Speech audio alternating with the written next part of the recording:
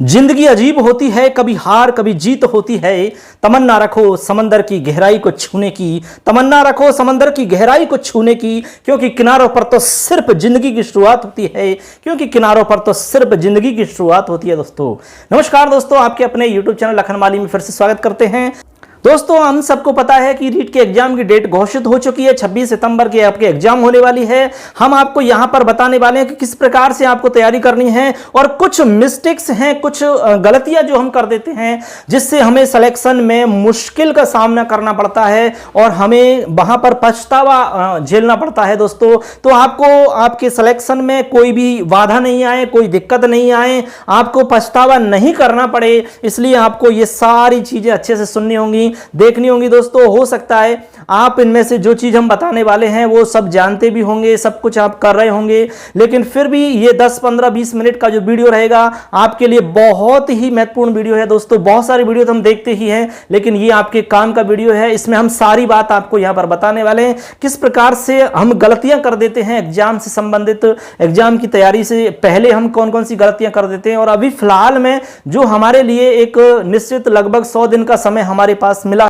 ये बहुत ही महत्वपूर्ण बात है दोस्तों कि हमारे पास जो लगभग 100 दिन का समय मिला है, इस 100 दिन के समय को हम किस प्रकार से विभाजन करें इसका, जिससे कि हम जो भी हमारा मैटर है, जो भी हमारा सिलेबस है, उस सिलेबस को कैसे कवर कर सकें और अच्छे से एक बार उसको रिवाइज कर सकें, जिससे कि हम अपने आप को तैयार कर सकें उस 26 सितंबर के एग्जाम के लिए। बहुत सारे लोगों के दिमाग में ये प्रश्न आ रहा है और बार बार लोग पूछ रहे हैं कि सर 26 सितंबर को एग्जाम होगी कि नहीं होगी।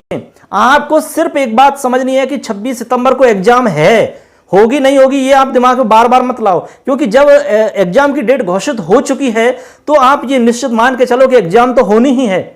26 सितंबर को एग्जाम होगी, पूरा प्रयास है सरकार का कि 26 सितंबर को एग्जाम होनी ही है। तो आप ज्यादा इस विषय में सोचे नहीं कि एग्जाम होगी कि नहीं होगी, पता नहीं होगी कि नहीं होगी। इस तरह सोचते सोचते आपका लगभग 5-10 दिन यूं ही निकल जाएगा। ये मानो कि आपका एक एक दिन का जो समय है आज बहुत ही महत्वपूर्ण है दोस्तों, इसलिए आज जो समय है आपके पास, इसको बिल्कुल भी खराब नहीं करना है आपको, तब जाकर के आप उस सिलेक्शन को, उस नौकरी को, उस लक्ष्य और मंजिल को आप प्राप्त कर सकोगे। ये हमारा वादा है, ये हम आपसे विश्वास के साथ में कह सकते हैं दोस्तों। बस केवल आपके पास जो अभी 2, 2.5, 3 महीने का जो समय है, लगभग हम कह सकते हैं कि 100 दिन का जो समय है आपका, उसको आप व्यवस्थित तरीका से उसको हम तैयार कर लेते हैं तो निश्चित रूप से आप जो शिक्षक बनने का सपना आपने पाला है उसको पूरा कर सकोगे, ये हमारा वादा है दोस्तों। तो इसमें हम कुछ चीजें आपको बताने वाले हैं कि किस प्रकार से आपको ये सब तैयार करना है। तो चलिए, हमने कुछ बिंदु नोट किए हैं, उनको एक एक करके हम आपको बताते हैं। तो दोस्तों आपको एग्जाम से पहले कौन कौन सी चीजें ध्यान रखनी है, किस प्रकार से आपको एक व्यवस्थित टाइम टेबल के हिसाब से तैयारी करनी है, चलिए वही हम बात कर लेते हैं। एक एक हमने सारे पॉइंट आपके लिखे हैं, जितने भी आपके दिमाग में प्रश्न आ रहे हैं लगभग सारे प्रश्न हमने यहां पर लिखे हैं, और उन सबको हम उत्तर यहां पर बताने वाले हैं आपको, जिससे कि आपको क्लियर हो जाए कि आपको कैसे तैयारी करनी है। सबसे पहले तो आपको बता दें कि आपके पास इस एग्जाम को तैयार करने में या एग्जाम की तैयारी को पूरा करने के लिए आपको लगभग 100 दिन का समय है दोस्तों। तो दोस्तों आपके पास लगभग 100 दिन का समय मिलेगा। इस 100 दिन के समय को आप देखें तो किसी भी एग्जाम के लिए ये पर्याप्त है, और हम फिलहाल में रीट की बात कर रहे हैं तो रीट के लिए तो ये मानो कि ये काफी समय है आपके लिए। इसलिए हम बोल रहे हैं काफी, क्योंकि आप पहले से तैयारी कर चुके हैं। आप ऐसे नहीं है कि आप पहली बार स्टार्ट कर रहे हैं, ऐसा शायद कोई होगा। आप पहले से 1 बार, 2 बार, 4 बार आप तैयारी कर चुके हैं, बहुत सारे लोग कोचिंग कर चुके हैं। तो अब आपको जो आपने अब तक पढ़ा है उसको समेटने का समय है दोस्तों। जब कोई चीज फैली हुई रहती है तो फैली हुई जो चीज है वो अस्त व्यस्त चीजें होती हैं, अस्त व्यस्त जो है वो समय पर काम नहीं आती है। बस ये बात आपको ध्यान में रखनी है। आपने सब कुछ पढ़ रखा है, आपको भी लग रहा होगा, लेकिन वो सब फैला हुआ है दिमाग में। जैसे ही आप एग्जाम हॉल में जाओगे तो वो फैले हुए में से आप जब समेटने की कोशिश करोगे, वो ढूंढने की कोशिश करोगे, तो वो चीज आपको याद नहीं आएगी दोस्तों। और जैसे ही आप एग्जाम हॉल से बाहर आओगे तो वो सारी चीज आपको याद आने लगेंगी। ये होता है अस्त व्यस्त होने का मामला।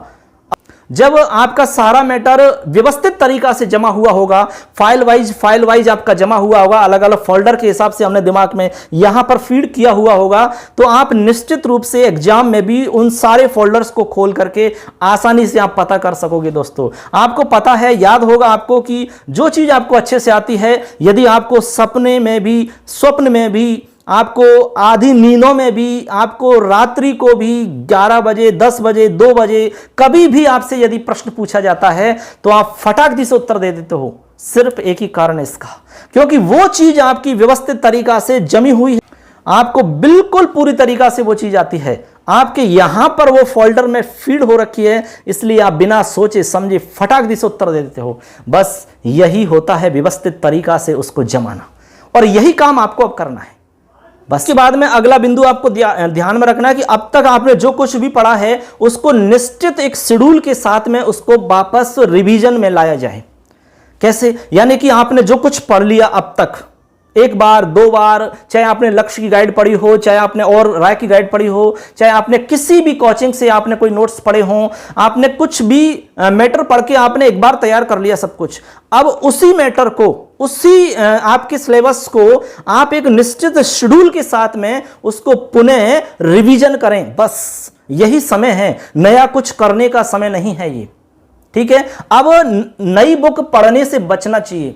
ठीक है? और अपने बेस को चेंज नहीं करना है दोस्तों। ये वो बातें हैं जो हम मिस्टेक कर देते हैं और हमें लास्ट में पछतावा मिलता है कि हमने पढ़ाई तो बहुत की थी, लेकिन क्या करें दोस्तों, पढ़ाई तो सभी करते हैं, लेकिन व्यवस्थित तरीका से, एक सिस्टमेटिक तरीका से, एक समय विभाजन के हिसाब से जो तैयारी करता है वो निश्चित रूप से निकलता है, इसमें कोई संदेह नहीं है। आप करके देख लो, आपके पास लगभग 100 दिन का समय है, ये हम गारंटी देते हैं कि आप निश्चित रूप से सफल हो जाओगे। तो नई किताब नहीं खरीदें और अपने बेस को चेंज नहीं करें। जो आपने बेस अब तक बनाया है, जिस किताब को आधार बना करके आपने जीके का अध्ययन किया है, संस्कृत को पढ़ा है, साइकोलॉजी को पढ़ा है, हिंदी को आपने पढ़ा है, सारा कुछ आपने जिस किताब को लेकर के आपने बेस तैयार किया है, उस बेस को चेंज नहीं करें। क्योंकि आप अलग गाइड लेकर आओगे, अलग किताबें लेकर आ जाओगे आप, तो आपको बेस पुनः तैयार करना पड़ेगा और उसमें आपको काफी समय देना पड़ेगा दोस्तों, जो कि आपके पास इतना समय है नहीं अभी। इसलिए आपको नई किताब नहीं खरीदनी है और आपको अपना बेस चेंज नहीं करना है। जिस तरह से आपने पहले तैयार किया है उसी को वहीं से, उसी लेवल से आपको उठाना है और आपको रिवीजन करना है, व्यवस्थित तरीका से आपको काम करना है। अगला बिंदु आपको ध्यान में रखना है कि पढ़ाई के साथ साथ में आपको अभ्यास कार्य बहुत ही आवश्यक रूप से करना है। क्योंकि आपने पढ़ाई तो सब कर ली, लेकिन यदि आपने प्रैक्टिस नहीं की, अभ्यास आपने नहीं किया, तो आपकी जो पढ़ाई है, आपकी जो तैयारी है, वो अधूरी मानी जाएगी दोस्तों। इसलिए प्रैक्टिस आपको करनी है, बार बार आपको अभ्यास करना है। जो टॉपिक आपने पढ़ लिया, चाहे वो हिंदी हो, चाहे वो संस्कृत का टॉपिक हो, चाहे वो साइकोलॉजी का टॉपिक हो, चाहे वो जीके का टॉपिक हो, चाहे वो पर्यावरण का किसी का भी टॉपिक हो, आपको प्रैक्टिस जरूर करनी है दोस्तों। आप चाहो तो हमारी एक किताब है, पीडीएफ आपको हम दे देंगे, डिस्क्रिप्शन में डाल देंगे, वहां से आप डाउनलोड कर सकते हो। और आप किताब खरीदना चाहो तो वो मार्केट में भी मिल जाएगी आपके लिए। किताब का नाम है 5 दिन का डॉज, रीट के लिए है, लेवल 2 और 1 दोनों के लिए है। इसके अंदर हमने सारे सब्जेक्ट के जो मोस्ट इंपॉर्टेंट प्रश्न हैं, जो आपकी पुस्तकों से हमने उसको सेलेक्ट करके छांट के बनाया है, तो वो मैटर आप अच्छे से देख सकते हो, प्रैक्टिस के रूप में आप कर सकते हो। उसमें सारे नए टॉपिक भी जोड़ दिए गए हमने, तो बहुत बढ़िया आपको मैटर मिलेगा। तो एक बार वो किताब जरूर पढ़ लें, ज्यादा आपको समय भी नहीं लगेगा। आप 1-1 घंटा, 1.5 घंटे के हिसाब से अपना समय निकालो और उसको प्रैक्टिस कर लो। साइकोलॉजी पढ़ सकते हो, हिंदी पढ़ सकते हो, संस्कृत पढ़ सकते हो, उसमें आप जीके पढ़ सकते हो, पर्यावरण वाले पर्यावरण पढ़ सकते हैं। तो सारा कुछ मैटर आपको एक जगह मिल जाएगा, प्रैक्टिस कर सकते हैं। ठीक है? इसके बाद में आपको ध्यान में रखना है कि प्रतिदिन का गोल फिक्स करें और उसको पूरा करने के लिए एक निश्चित समय सारणी बनाएं दोस्तों। जैसे आप रोज का एक टारगेट फिक्स करो कि भाई आज का हमारा टारगेट है, हमें संस्कृत में ये पढ़ना है, हमें हिंदी के अंदर ये पढ़ना है, साइकोलॉजी में हमें ये पढ़ना है, इसके बाद में जीके में हमें ये पढ़ना है, पर्यावरण में हमें ये पढ़ना है। ऐसे फिक्स करो, खुद को टारगेट दो दोस्तों। तरीका से पढ़ाई करनी पड़ेगी। पढ़ाई तो सब करेंगे, आपको पता है 16 लाख 17 लाख जो स्टूडेंट हैं, सब लोग पढ़ाई कर रहे हैं, लेकिन सिलेक्शन गिने चुने लोगों का होता है, सेलेक्टेड लोगों का होता है। बस एग्जाम में इसी चीज को तो देखा जाता है। इसलिए आप अच्छे से फिक्स सिलेबस को अकॉर्डिंग, यानी सिलेबस को ध्यान में रख करके आपको उसके टॉपिक को डिवाइड कर लेना है कि भाई ये टॉपिक, 2 टॉपिक हम आज कर लेंगे पूरा, हिंदी में हम ये टॉपिक पूरा कर लेंगे, संस्कृत में हम ये टॉपिक पूरा कर लेंगे, जीके में हम ये टॉपिक पूरा कर लेंगे। ये टारगेट हम खुद को दे रहे हैं और पूरा करने के लिए पूरी ताकत लगानी है आपको। ऐसा नहीं कि चलो कोई बात नहीं, पूरा नहीं हुआ तो अगला दिन देख लेंगे। दोस्तों नहीं, क्योंकि अगला दिन का टारगेट आपको नया मिलने वाला है, इसलिए हर दिन का अलग टारगेट आपको मिलेगा, इसलिए उसको उसी दिन पूरा करो, तब तो आपकी जीत पक्की है, कोई भी रोक नहीं सकता आपको। अगला पॉइंट आपको ध्यान में रखना है, अनावश्यक रूप से सोशल मीडिया पर समय खराब नहीं करें। यानी कि आपको यदि आवश्यक हो, बहुत ही आपको इमरजेंसी हो, या फिर आप कोई पढ़ाई से संबंधित आपके लिए कोई रेफरेंस चीज आप देख रहे हो, तभी आप सोशल मीडिया पर जाएं। आप YouTube पर जा रहे हैं तो आप कोई काम की चीज देखें जो आपके लिए वास्तव में आपके लिए रीट से संबंधित हो, आपके तैयारी में हेल्पफुल हो, वो चीज आप देख सकते हो। फेसबुक इत्यादि है, और भी बहुत सारे सोशल साइट्स हैं, वहां पर आप बिल्कुल नहीं जाएं, क्योंकि वहां पर जाने से आप 5 मिनट के लिए जाते हो और उसमें जाकर के आप 1 घंटा कब खो जाते हो, 1 घंटा आपका कब निकल जाता है, पता ही नहीं चलेगा दोस्तों। इसलिए आप सोचते हैं कि चलो 5 मिनट देख लेते हैं, कोई बात नहीं, 5 मिनट किसी के स्टेटस पढ़ लेते हैं, कोई बात नहीं, किसी के मैसेज देख लेते हैं, क्या कमेंट किया है, चलो कमेंट ही देख लेते हैं। दोस्तों उस 5 मिनट कब आपकी 50 मिनट में 1 घंटे में बदल जाती है, आपको पता ही नहीं चलेगा दोस्तों, जो कि आपको बहुत घातक है। ये इस चीज से बचो।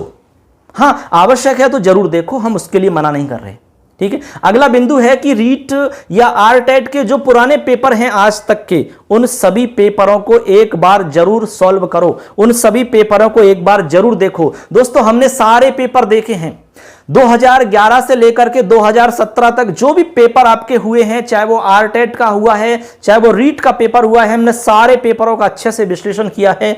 हमने देखा है उनमें कि बहुत सारे प्रश्न आपके रिपीट होकर के आए हैं, वापस रिपीट होकर के आ रहे हैं। कई में तो क्या हुआ है, सेम रिपीट हुआ है, कई में उसकी थोड़ी सी भाषा को बदल दिया, यानी थोड़ा भाषा को चेंज करके और वो का वही पूछ लिया।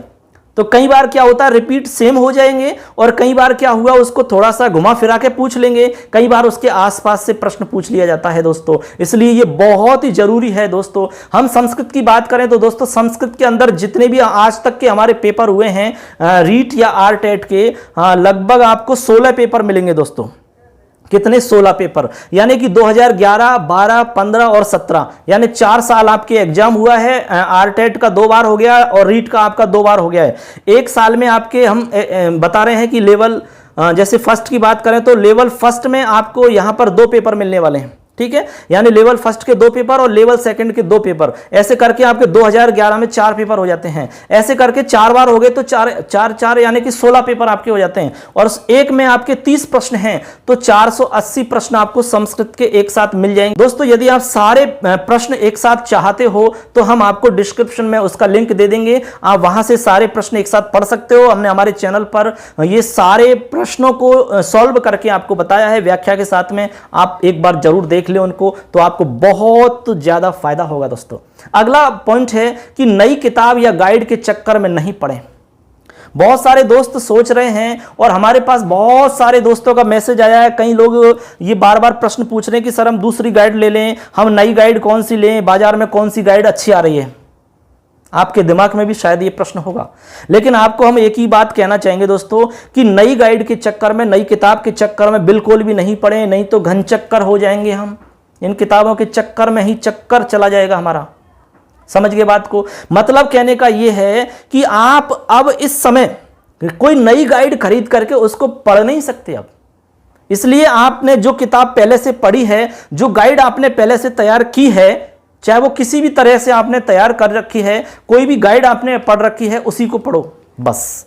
कम किताबों को ज्यादा बार पढ़ो, यही एक हमारा पढ़ाई का सिद्धांत है दोस्तों। कम किताबों को आप ज्यादा से ज्यादा बार पढ़िए, तो वो चीजें आपके दिमाग में बिल्कुल फिट हो जाएंगी और आप निश्चित रूप से उसमें से कर पाओगे पूरा का पूरा। दूसरी बात है कि नेगेटिव लोगों से दूरी बनाए रखें दोस्तों, ये भी बात है आपको ध्यान में रखनी है। नेगेटिव आपका एक शब्द है, बहुत ही मोस्ट शब्द है दोस्तों, ठीक है। कैसे है? क्योंकि एक तो ये है कि आपकी जो रीट की एग्जाम होने वाली है उसमें आपकी नेगेटिव मार्किंग है ही नहीं, ठीक है। तो आपको बिल्कुल पॉजिटिव रहना है और सारे प्रश्नों को सॉल्व करना है, छोड़ना एक भी प्रश्न नहीं है, क्योंकि आपका माइनस मार्किंग होने वाला नहीं है, नेगेटिव मार्किंग उसमें है नहीं, तो सारे प्रश्न आपको करने हैं। और नेगेटिव लोगों से दूरी बनाए रखना है दोस्तों। जो नकारात्मक सोच के लोग हैं, जो आपको नकारात्मकता की ओर ढकेलते हैं, ऐसे लोगों से हमेशा दूर रहो आप। कुछ लोग होते हैं, कुछ लोगों की आदत होती है कि आपको डिमोटिवेट करते हैं, आपको नकारात्मकता की ओर ले जाते हैं, आपसे बार बार यही बात कहते हैं कि अरे आपका कहां सिलेक्शन होगा, अरे वो देखो कितना तैयारी कर रहा है, उसने 4 बार कोचिंग कर ली, अच्छा वो तो बहुत होशियार है, आप तो कुछ भी नहीं जानते उसके बराबर में भाई। अरे आपका सिलेक्शन कहाँ होगा भाई, आपके अरे आप जैसों का सिलेक्शन कहाँ होने वाला है, अरे उनको देखो आप, अरे नहीं रहने दो, आपका सिलेक्शन नहीं होगा भाई, आपकी पार नहीं पड़ने वाली। ऐसे आपको डराने वाले, आपको आत्मविश्वास को कमजोर करने वाले नकारात्मक लोग जो होते हैं, उनसे दूरी बना के रखो। कोई जवाब मत दो उनको, उनसे कोई ज्यादा बहसबाजी मत करो, कुछ भी उनसे आपको समय खराब नहीं करना है दोस्तों।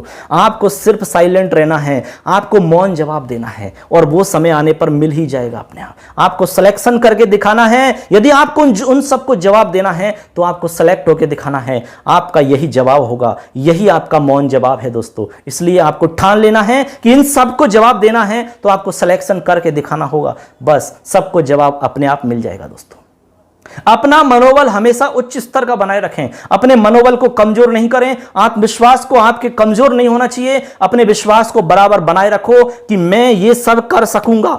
जब वो कर सकता है तो मैं क्यों नहीं कर सकता। आपकी तैयारी में दम होना चाहिए, आपकी तैयारी निश्चित रूप से, आपकी तैयारी लगातार होनी चाहिए। लगातार यदि आप कोई भी काम करते हो तो कोई ताकत नहीं जो आपको असफल कर सके दोस्तों।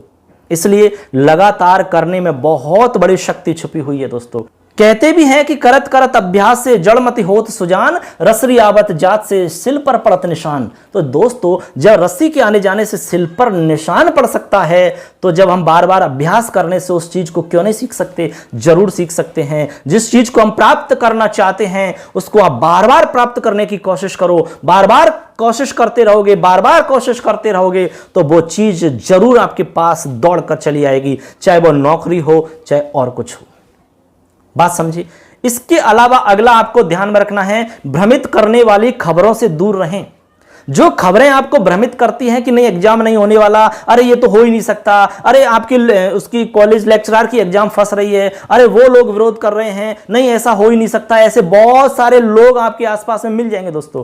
किसी की बात पर आप विश्वास ना करें, किसी की बात को आप दिमाग में ना रखें। सिर्फ एक ही बात ध्यान में रखनी है कि 26 तारीख को हमें एग्जाम के लिए अपने आप को तैयार करना है और 26 सितंबर को एग्जाम होगी, यही मान के आपको तैयारी में जुट जाना है और लग जाना है। कम पुस्तकें अधिक अध्ययन करना है। कम से कम पुस्तकें आपके पास हों, सेलेक्टेड पुस्तकें हों, उनको ज्यादा से ज्यादा बार आपका अध्ययन करना है। यही आपकी तैयारी का मेन उद्देश्य होना चाहिए दोस्तों। सदैव सेल्फ मोटिवेट रहें, अपने आप से मोटिवेट रहें कि मैं ये कर सकता हूं। एकांत में आप ये सोचें कि क्या मैं ये कर सकता हूं, अंदर से आवाज आएगी कि बिल्कुल कर सकते हो। वो व्यक्ति कर सकता है तो आप क्यों नहीं कर सकते। इसलिए खुद पर विश्वास रखो और अपने आप को मोटिवेट हो, अंदर से सेल्फ मोटिवेट अपने आप में होना है दोस्तों। निश्चित रूप से आप सफल होगे, इसमें कोई संशय नहीं है दोस्तों। अंत में हम यही कहना चाहेंगे कि आपके हम बिल्कुल साथ हैं, हम पूरा भरसक प्रयास करेंगे आपकी सहायता के लिए, हम तत्पर हैं। जितना भी कुछ हम कर सकते हैं निश्चित रूप से हम इस चैनल के माध्यम से करेंगे। संस्कृत और साइकोलॉजी का मैटर हम आपको यहाँ पर उपलब्ध करवाने वाले हैं, टेस्ट पेपर आपको यहाँ पर लेकर आएंगे, आपको जो भी मैटर होगा वो सब आपको यहाँ पर बताया जाएगा दोस्तों। इसलिए आप सदैव तैयारी में लगे रहें और निश्चित रूप से आप सफल होंगे। हम सदैव आपके साथ हैं, हमारा चैनल आपके साथ रहेगा दोस्तों। बस तैयारी आपको करनी होगी और तैयारी आप लगभग 100 दिन की तैयारी कर लो, उसके बाद में तो आपके फिर मजे ही मजे हैं दोस्तों, कोई दिक्कत वाली बात ही नहीं है। तो बस ये सारी बातों का आपको ध्यान में रखना है और तैयारी में जुट जाना है। आप निश्चित सफल होंगे, इसमें कोई संशय नहीं है। लास्ट में हम यही कहना चाहेंगे कि खिलते रहो गुलाब की तरह, हर गम से रहो आजाद, दुखों का करना पड़े ना तुम्हें सामना, यही है हमारी शुभकामना, यही है हमारी शुभकामना। जयतु भारतम, जयतु संस्कृतम। धन्यवाद दोस्तों, फिर मिलेंगे नई वीडियो के साथ में, एक नई जानकारी के साथ में। जय हिंद।